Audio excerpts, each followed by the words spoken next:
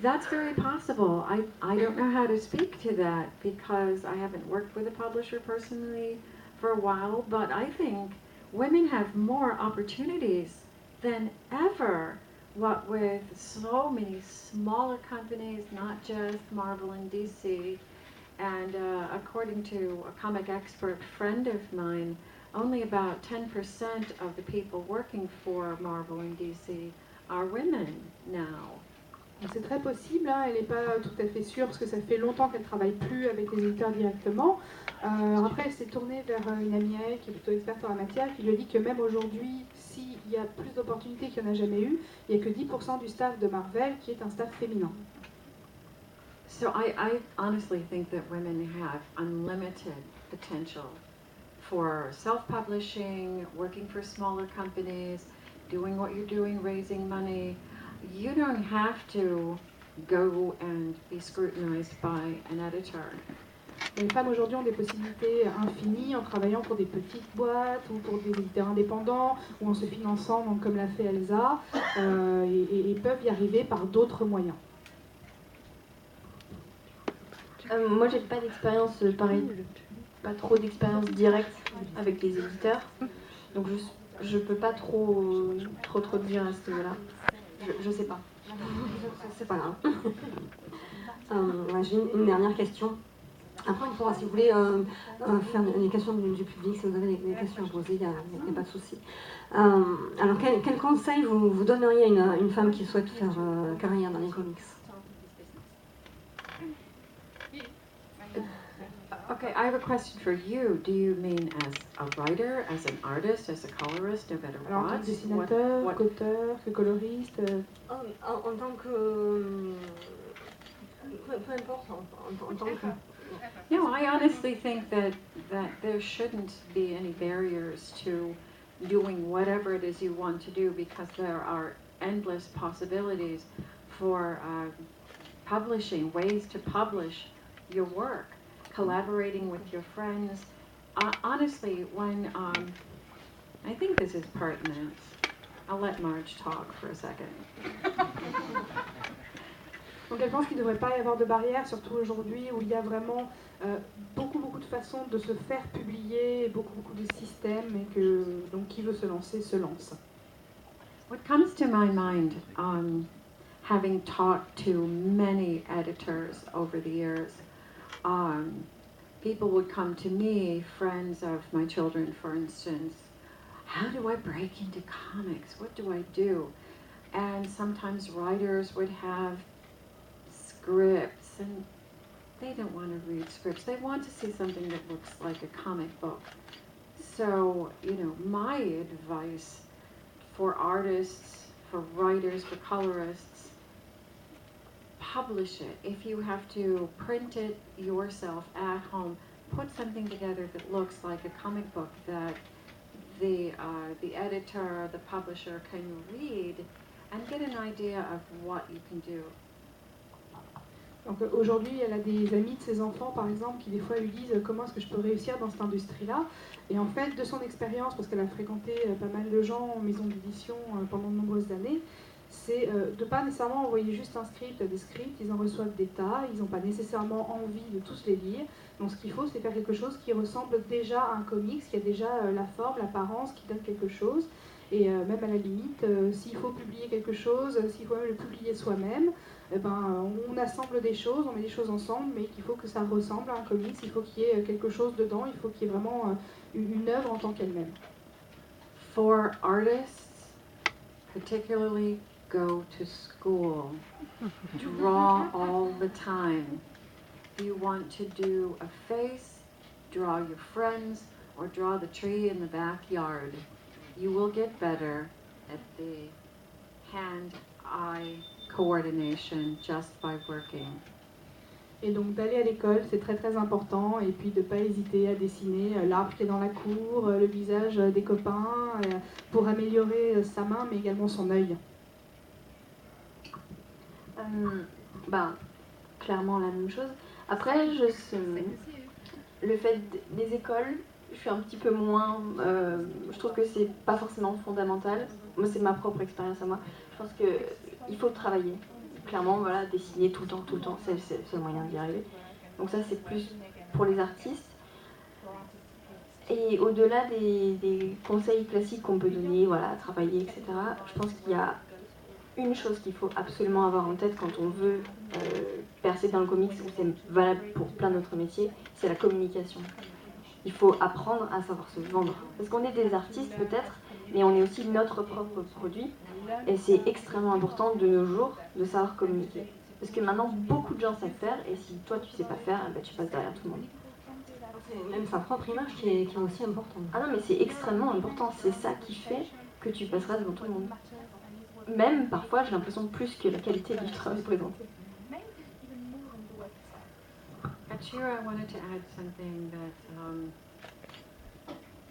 as far as the art goes, this is something I've told so many young artists over the years.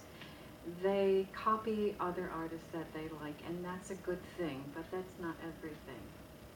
Donc il y a un autre conseil qu'elle voudrait donner et qu'elle donne souvent, c'est que souvent les gens qui dessinent commencent par copier d'autres artistes, les artistes qu'ils aiment, leurs influences. Donc c'est une bonne chose, mais c'est jamais suffisant. Young artists, in my view, in my experience, are very anxious to have a certain style. And I try to tell them not to be in such a hurry, that your style will come because it will be yours, but it takes time. Donc les jeunes artistes en général, ils ont très peur parce qu'ils pensent qu'ils n'ont pas de style, qu'ils n'ont pas leur style. Et ce qu'elle voudrait leur dire, c'est d'attendre, parce que le style, ça finit par venir, il finit forcément par s'imposer, mais c'est avec le temps qu'il vient. C'est un très bon conseil. Merci beaucoup. Est-ce que vous avez des questions? Ouais.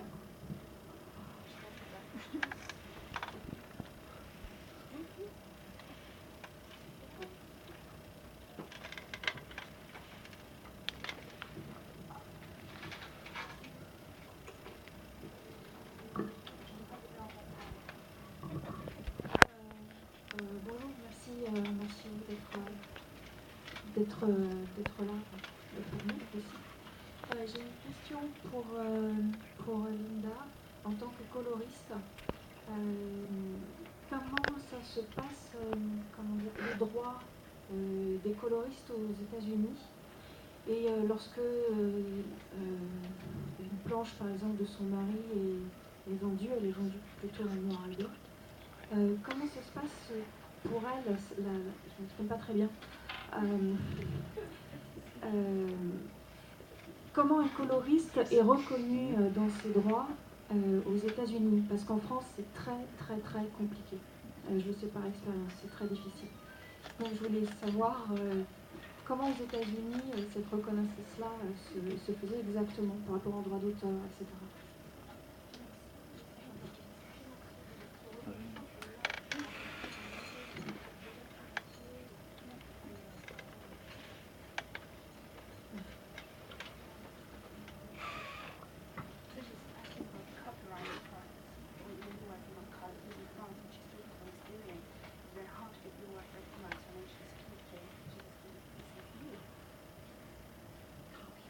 For my work?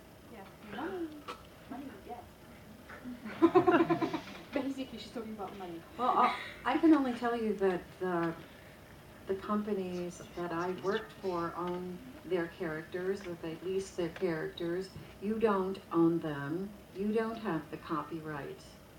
In fact, in the early days of Marvel, when you got your paycheck, there was a stamp on the back when you signed your check that said you basically don't own anything, they own everything.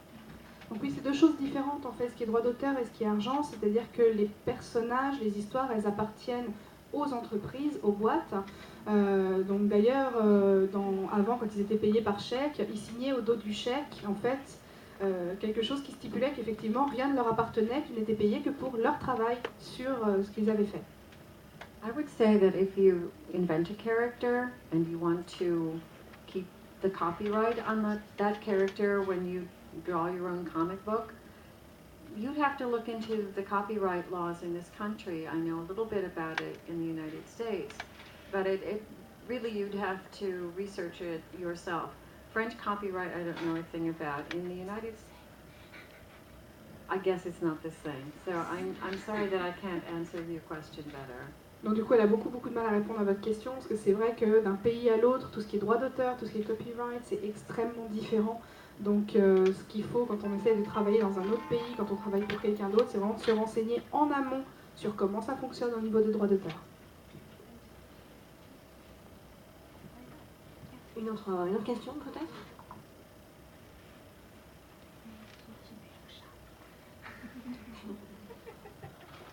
Sûr, vous allez regretter après. Hein.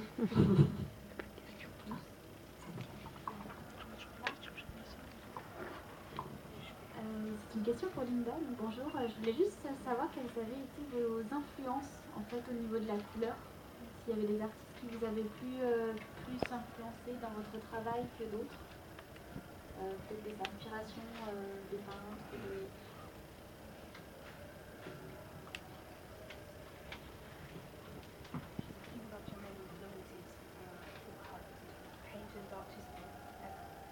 Who influenced you most?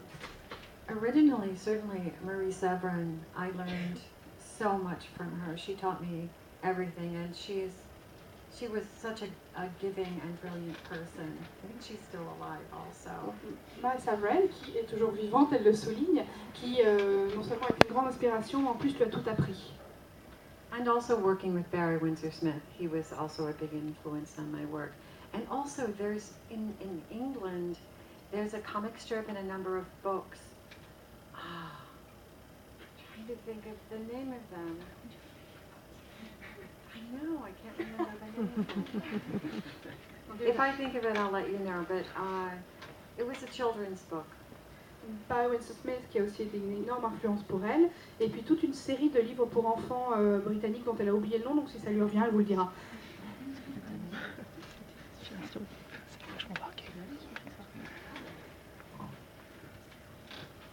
Alors Linda, Elsa, vous êtes toutes les deux extrêmement talentueuses, mais est-ce que vous pensez avoir pu aller aussi loin sans l'opportunité que vous avez eue au début de votre carrière?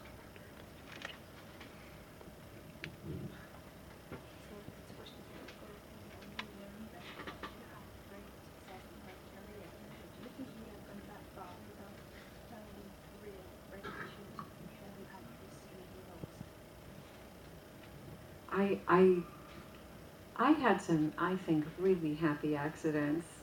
As I say, I did not intend to become a comic book colorist. I didn't expect to enter the world of comic books. That happened. It was perhaps a grand design, I don't know. But I've been in the business a very long time, and as I said, known a lot of people. I intended, I think, originally to be a book illustrator, and I ended up learning much more about advertising. That was my field of interest. So comics kind of popped out of the blue for me, and turned out to be a good thing. So I don't know how to guide anybody else, because my experience was different. Alors du coup, c'est vrai que c'est difficile pour elle, et notamment, elle ne se voit pas comment guider quelqu'un, parce que ça a commencé, effectivement, comme vous disiez, par un heureux hasard. Au départ, elle se voyait illustratrice de livres pour enfants, et puis son champ d'intérêt, son champ d'action professionnelle, ça a été la pub pendant des années. Et puis elle s'est retrouvée dans le comics, c'est un peu sorti de nulle part en fait. And one more thing, it was Rupert the Bear. Et donc, la série de livres britanniques pour enfants, c'était l'ours Rupert. By someone named Bastel. Par quelqu'un qui s'appelle Bastel. En ce qui me concerne, je peux pas dire, je sais pas comment les choses se seraient passées si on n'avait pas rencontré Charlie au tout début. En revanche, ce dont je suis sûre, c'est que ce serait allé beaucoup plus doucement. Parce qu'il nous a donné l'élan au début, il nous a donné énormément de conseils. Parce que moi, je n'ai pas fait d'école, mais j'ai eu Charlie Hazard qui m'a suivi pendant 2 ans. Bon, maintenant on échange un petit peu moins. Mais pendant 2 ans, c'était des mails de retour sur mon boulot toutes les semaines. Donc j'ai eu un guide, donc ça m'a permis d'apprendre beaucoup plus vite. Il nous a donné des techniques de quel éditeur aller voir, etc. Donc je sais, j'ai pas eu le temps de douter, si tu veux. Dès que on s'y est mis, bah, ça a marché direct. Donc j'imagine que j'aurais quand même fait du comics, mais je pense que je ne serais pas où j'en suis maintenant. Ça a été assez rapide, grâce aux opportunités qui se sont présentées. I'd like to say something about networking. Who you know is important. People can help you. People have certainly helped me get to various places, know things that I wouldn't have known otherwise. Today, it's in some cases more important who you know than going to school. Et elle insiste aussi sur l'importance du réseau. Elle, les gens qu'elle connaissait lui ont permis de rencontrer des personnes, d'aller à certains endroits. Et donc le réseau aujourd'hui c'est important, parfois même plus important que l'école où vous êtes allés. Une dernière question peut-être? Oui.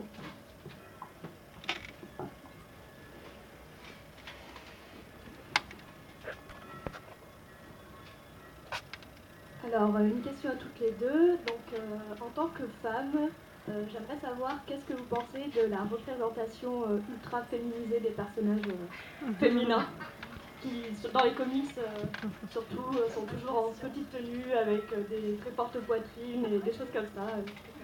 Vous révoltent ou est-ce que vous faites quelque chose pour changer ça aussi?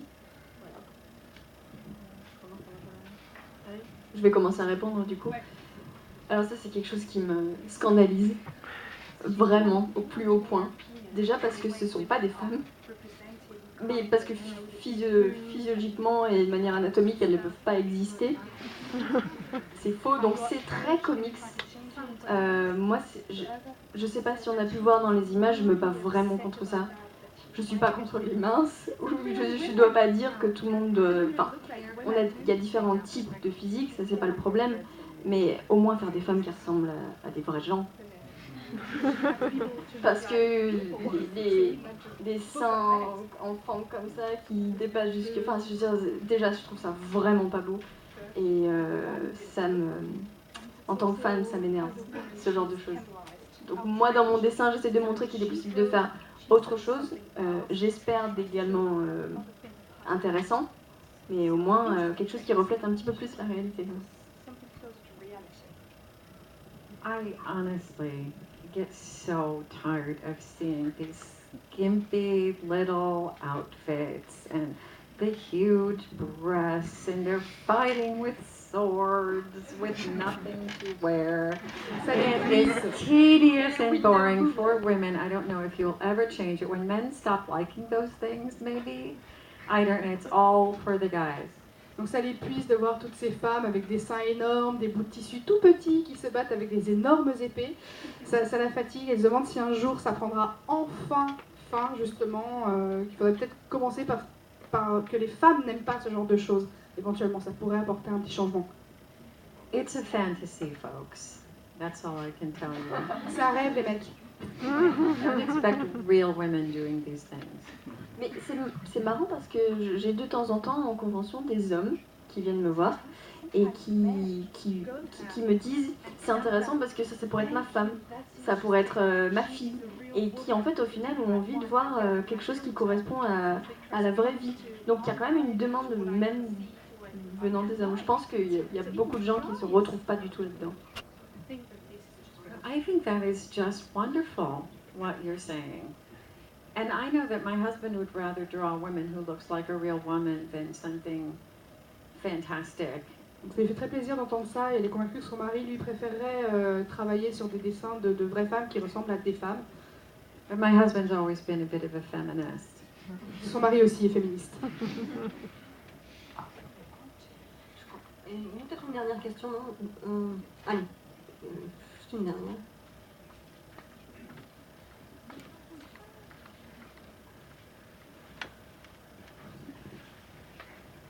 Bonjour. Pour les deux, est-ce que vous trouvez plus intéressant de faire des couleurs réalistes ou des couleurs un peu fantaisistes où on s'amuse à jouer avec, à faire par exemple le ciel d'une autre couleur ou les bâtiments autrement? Ou est-ce que vous trouvez ça plus intéressant de faire vraiment des dessins, des couleurs très réalistes, très proches de ce qu'on peut voir tous les jours? Moi personnellement, j'ai très très peu d'expérience en couleur, je viens juste de m'y mettre pour le livre qu'on va faire. Donc en fait, d'ailleurs j'en discutais avec Linda tout à l'heure, ma manière de coloriser est dictée par le fait que j'ai aucune technique. Quand j'ai commencé, du coup, je me suis dit, avec les outils que je sais maîtriser, qu'est-ce que je peux faire? Plutôt que de vouloir absolument faire des dégradés, des textures que j'aurais été incapable de faire. Et ça tombe très bien parce que moi j'aime beaucoup l'animation à la base, qui est colorisée de manière assez simple, efficace, avec des aplats, des lumières, voilà. Donc ça c'est ce que j'aime, et heureusement, enfin il se trouve que c'est la seule chose que je sais faire, mais ça tombe bien, c'est ce que j'aime, donc je préfère ça moi. Interesting that you should ask this question. I was having a conversation with an artist, a new friend of mine, yesterday about the way coloring used to look on soft newsprint. You had the dot patterns, it was soft looking, it wasn't bright, it didn't hurt your eyes. Donc elle trouve la question intéressante parce qu'elle en parlait hier avec un artiste qui est devenu un ami depuis hier soir justement, du fait que voilà, aujourd'hui essentiellement des couleurs plutôt douces, des choses claires d'un côté, foncées d'autre, mais en tout cas des choses qui n'arrachent pas les yeux. When, I'm going to give you an example, Image Comics started using computer color. They were so happy to have unlimited colors that they were using every color on every page, like a big, to me it looked like a big jar of jelly beans with lots of highlights. Donc elle donne l'exemple de Image Comics, donc qui, quand ils ont découvert la couleur par informatique, ont découvert par la même occasion une palette de couleurs illimitée, ce qui faisait qu'ils utilisaient absolument toutes les couleurs sur absolument toutes les pages et que ça ressemblait plus à des boîtes de dragibus qu'autre chose. Good coloring enhances a story, helps to set mood, helps to move the story along. Bad coloring can make a good artist look worse, not as good as he could. Donc une bonne colorisation, ça permet de souligner l'histoire, de la faire avancer, d'améliorer l'humeur, d'améliorer le dessin. Une mauvaise colorisation, ça fait qu'un artiste, en fait le travail d'un artiste devient de moindre qualité et paraît être moins beau. Or she, of course. Lui ou elle. I remember my husband, Bill Reinhold, did a Punisher graphic novel, and it printed much too dark, obliterating a lot of his fine inking, and he was sick about it. It was awful. Donc son mari Bill Reynolds a travaillé sur une nouvelle graphique du Punisher, et en fait la couleur avait complètement écrasé une partie de son ancrage, parce qu'au départ il est encreur, et lui ça l'avait rendu malade, qui est un paquet de ce que lui avait fait, qui soit complètement écrasé comme ça dans le résultat final. Now you asked about realistic coloring. I think that's your basic jumping off point. But there will be parts of stories that might be flashbacks or a scene where there is anger. I think one uses bright colors as needed, not all the time. There are many different ways to enhance a story. Donc pour ce qui est des couleurs réalistes, c'est la base, c'est le point de départ. Après, il peut y avoir des flashbacks, il peut y avoir des images qui vont devoir refléter la colère ou des choses comme ça. Donc le plus important, c'est d'utiliser la bonne couleur au bon moment et c'est de pas nécessairement abuser des couleurs un peu flashy, un peu claires. I personally enjoy what I would call minimalist color. Lynn Varley comes to mind. You don't need to overdo something to make it look really good. And the whole point is to